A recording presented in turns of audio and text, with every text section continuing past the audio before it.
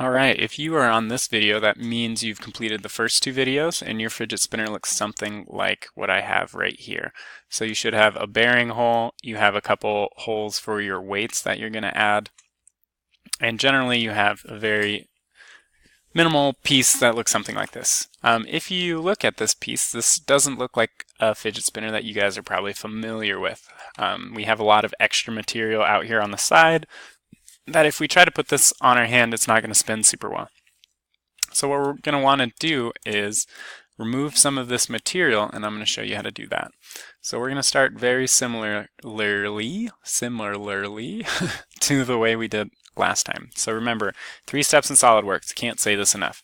We're going to create a sketch, we're going to add dimensions to that sketch, and we're either going to cut or extrude that material.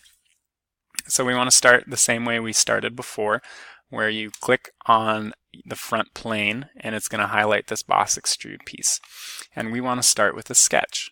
So our sketch for this one, we're going to use the spline tool. Really, you can use whatever shapes you want in your own fidget spinner when you create it, but the spline tool is a pretty cool tool. So I wanted to show you a little bit about what that tool looks like and what it does. So again, I want to lock in on this corner, but pretty much what my goal is I'm going to shave out some of this material in kind of a cool wave style looking fashion. And so the spline tool allows me to do that. So you can see, here's my pointer, I have the spline tool underneath my pencil. That makes it so I know that I'm in the right tool. But I'm going to shave off some of this material here, so I want to start in the top right corner here. So again, as always, as I put my sketch tool over that corner, it's going to give me that snap tool, which is that yellow piece just to the bottom right of my pencil. And that means that I'm perfectly lined up on the side of my object. So if I left click once, I'm going to get what looks like a very straight line that I can move to any point that I want.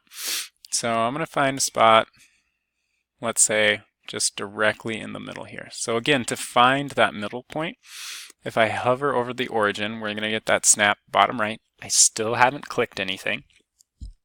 So I'm just hovering over that and it's going to give me this dotted line again, which helps me know that I'm right in the middle.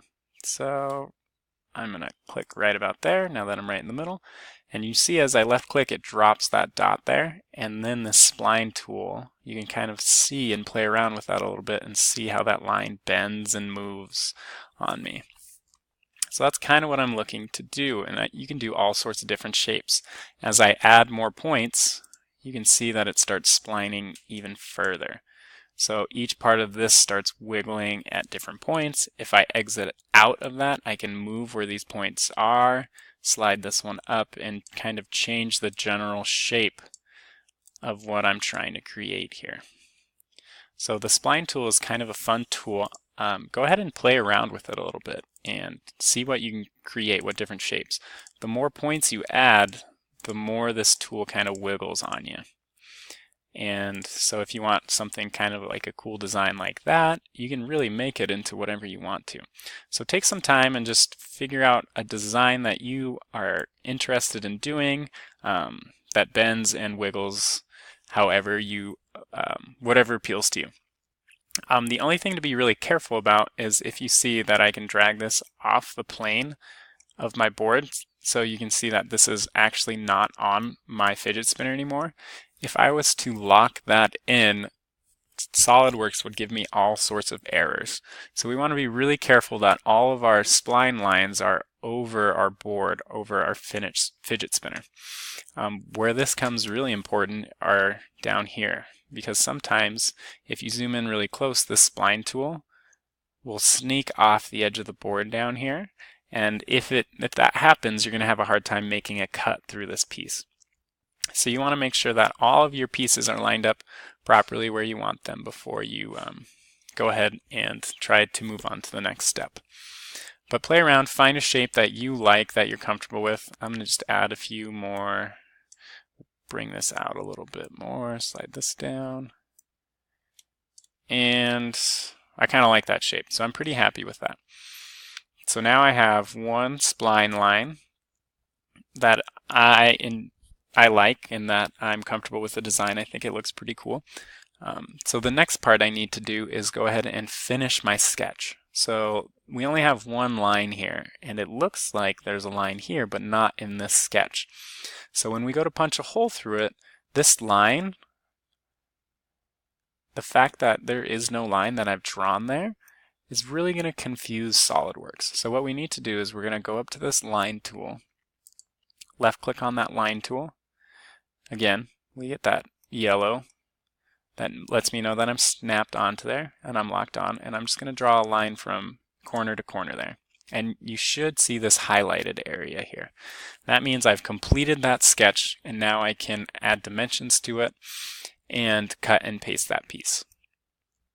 So actually, for the most part, every time we are in SOLIDWORKS, we create a sketch, add dimensions, and then make an extrude or a cut.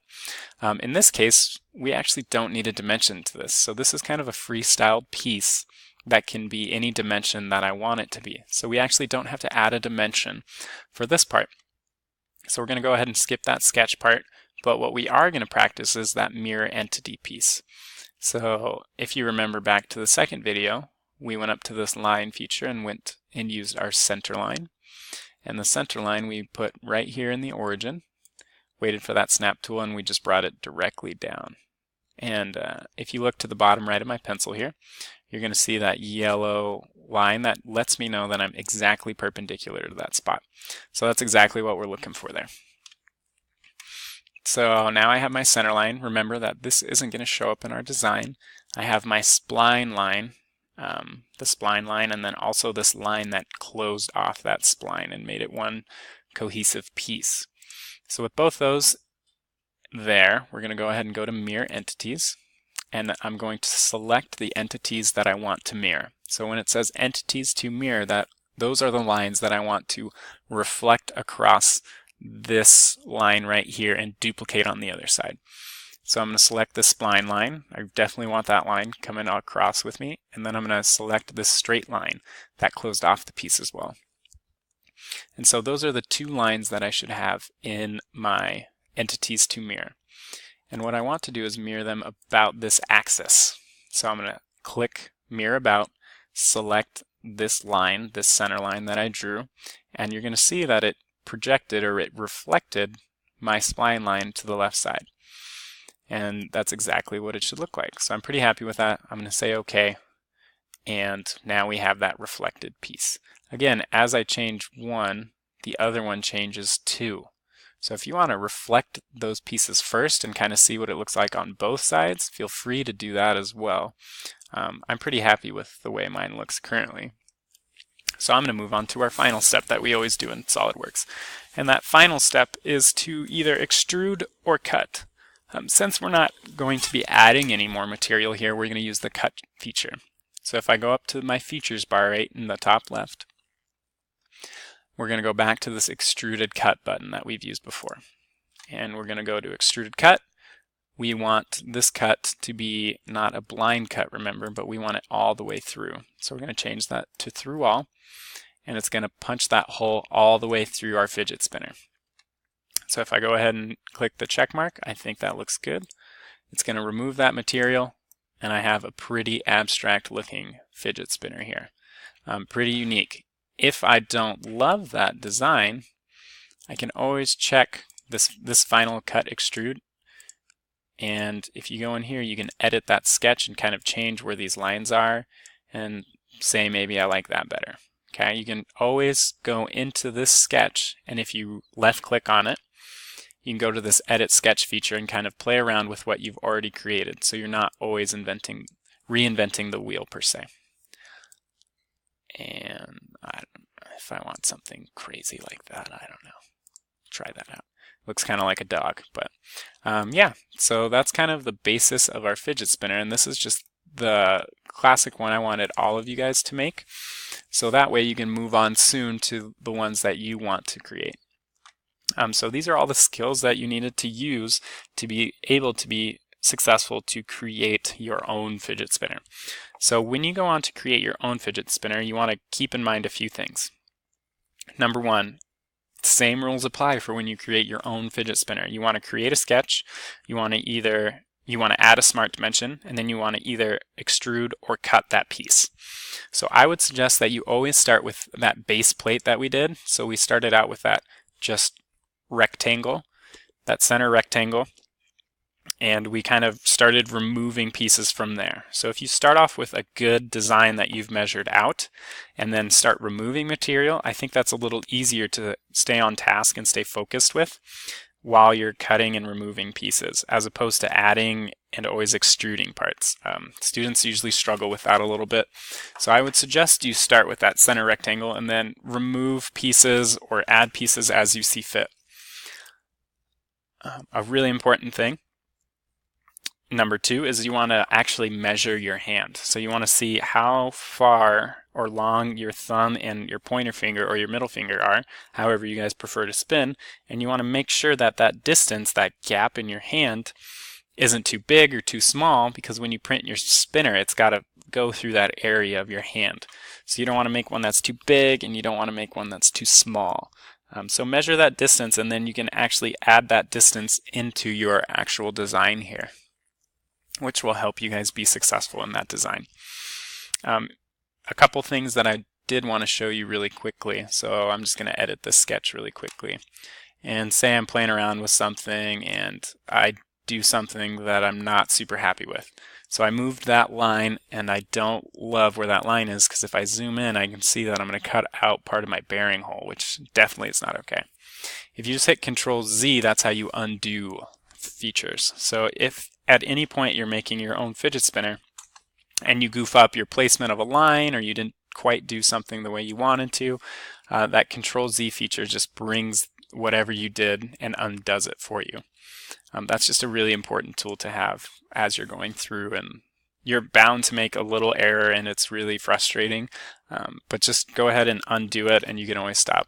If I really mess up this sketch, let's say I do something like crazy and all my lines get wonky and I can't figure out how to get them back and everything's just kind of not working the way I want it to, I can always hit this X button, and it's going to discard the changes and just go back to what I originally had. And then I can go back and edit that sketch again if I need to. So I can go back in here and change it again based on where I started. So instead of trying to figure out how to get back to this, I just discard all my changes and I'll try to start over. But that is how you make our default fidget spinner. So if you have reached this step, that means you're ready to go on and make your own. So you're going to want to go to File, New. Oops. Okay. All right. File, New. And you can start working on your own part. Remember, we want part. And start on the front plane and add your rectangle, and you can go ahead and get started with whatever design you want. I would suggest before you launch straight into your project, grab a sheet of paper from Mr. K and kind of sketch out what kind of fidget spinner you want. If you have something that I can look at, it's a lot easier for me to help you create what you want in SolidWorks, because as you guys go through on your own, you're going to hit these little bumps or these little grinds in the road that make this a little challenging.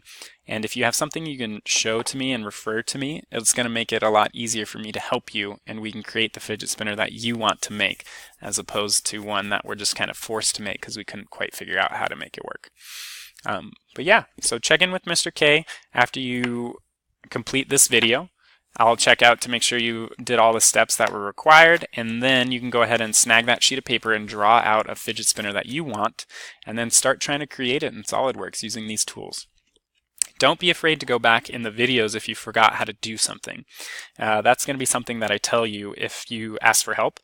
I really want you guys to be able to learn from these videos and then apply that knowledge to creating your own fidget spinner. If you hit a big road bump, that is more than fine. Please ask for help.